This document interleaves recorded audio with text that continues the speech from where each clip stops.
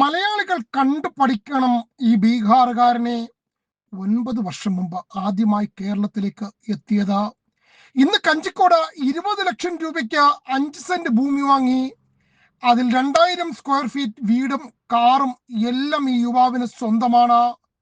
പക്ഷെ യുവാവിന്റെ പോക്ക് അത്ര ശരിയല്ലാത്തതിനാൽ വാളയാർ പോലീസ് അങ്ങ് പൊക്കി. അല്ലെങ്കിലും പുതിയ സ്റ്റാർട്ടപ്പ് വരുന്നതിന് പോലീസ് എതിരാണല്ലോ. കഞ്ചിക്കോട് വ്യവസായ മേഖലയിൽ കട നടത്തുകയാണ് യുവ സംരംഭകനായ യാസിൻ അൻസാരി. കഞ്ചിക്കോട് വ്യവസായ മേഖലയിൽ ജോലി ചെയ്യുന്ന അന്യസംസ്ഥാന തൊഴിലാളികൾക്ക് ആരംഭകാലങ്ങളിൽ നിരോധിത പുകയില ഉൽപ്പന്നങ്ങൾ വിതരണം ചെയ്യലായിരുന്നു പണി. ഇപ്പോൾ കഞ്ചാവ് വിൽപ്പനയാണ്.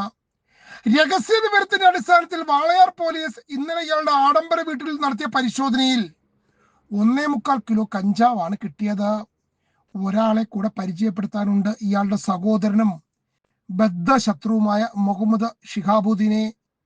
ഇയാൾ നിന്നും കണ്ടെത്തിയത് ഇന്ത്യൻ നിർമ്മിത വിദേശ മദ്യങ്ങൾ. ശത്രുക്കളാണെങ്കിലും വാളയാർ പോലീസ് സ്നേഹത്തിന്റെ കൈവിലങ്ങ് കൊണ്ട് രണ്ടുപേരെയും ബന്ധിച്ചു. മലയാളികൾ ഇപ്പോഴും നടക്കുകയാണ്. വല്ല നാട്ടിൽ പോയി കഷ്ടപ്പെട്ട് ജീവിതാവസാനം വരെ ചുമച്ച് നരകിച്ചിരിക്കും. ഇവിടെ ബീഹാറികളും ബംഗാളികളും വന്ന് കഞ്ചാവും മയക്കുമരുന്നും വിറ്റ് കോടീശ്വരന്മാരായി നടക്കും.